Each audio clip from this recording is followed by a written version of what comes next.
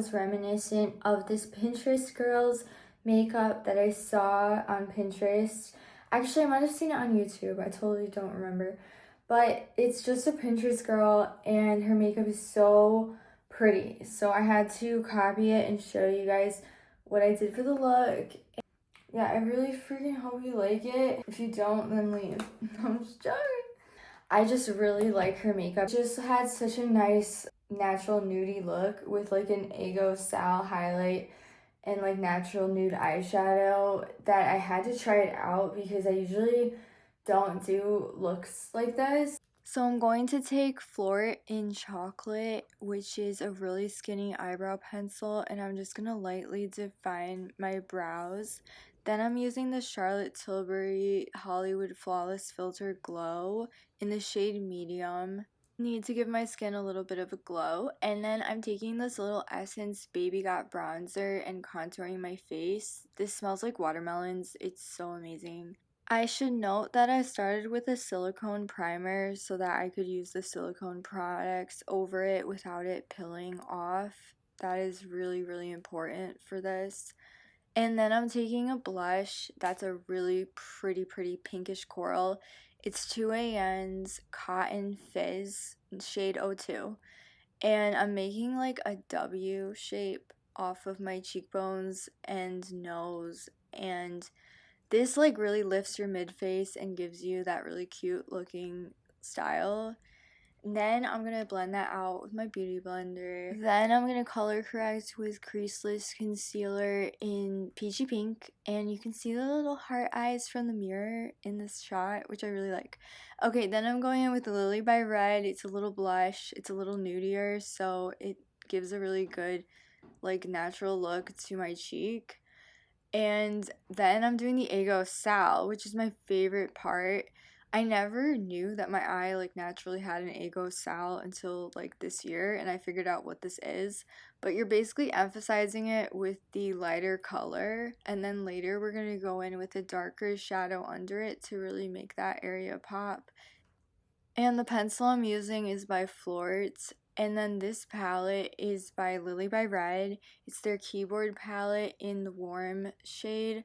So I'm taking the little neutral, lightest color that I could find and then just lightly putting it underneath the Eggo Sal to emphasize that little puffy area under my eye. And then I'm taking that middle shade. It's a shimmery bronzy color and it looks a lot like the photo, and it really just is really good if you have brown eyes. So I like it, and we're blending it all out. And of course we're adding like just contouring the crease and just contouring that lash line a little bit. And after I'm done with this, I am gonna go in with like an actual creamy liner to define it a lot more. But just take your time with the eyeshadow and blend it out. That's really what makes it look the best. And you want to just make a little straight wing with the Flortte palette. This has like a little creamy liner that's brownish orange goldish sort of, and we have an angled brush, and I only do the outer side, like the 3/4 on the outside, just a little bit. And then I'm going to do the inner corner with it too, but I'm going to avoid putting any liner on the middle part of my lid because I want my eyes to look as open and wide as possible. So I'm just doing those sides. And yeah, this might tickle your lash line, but it's okay. And then of course I'm curling my eyelashes. And we're going to do the mascara, which is Lancôme in Monsieur Big mascara. I love this mascara. It's so volumizing. Like, Too Faced was my favorite for a really long time. Then I found this one, and I think it's like actually better than the Too Faced ones. I wiggle my lashes or the mascara wand at the base of the lash line for a minute, and then I like pull it up, and that really helps to make them look as big as possible.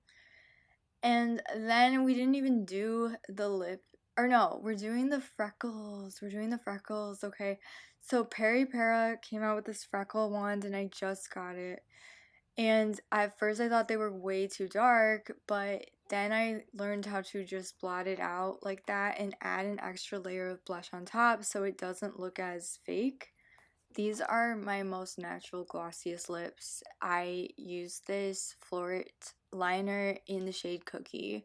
I was worried that this was going to be matte, but it's really not, so it just defines them really well. You will never catch me with a matte lip. I believe in lip gloss and super glossy lips all the time, so this is why I love this look, because you're going to layer over this with a ton of lip glosses and you'll make your lips look like the girls. So take the Romand lip tint. This is my favorite lip tint now. I can't even believe this. Um, I wanted something like with my undertones, and it did have my undertones.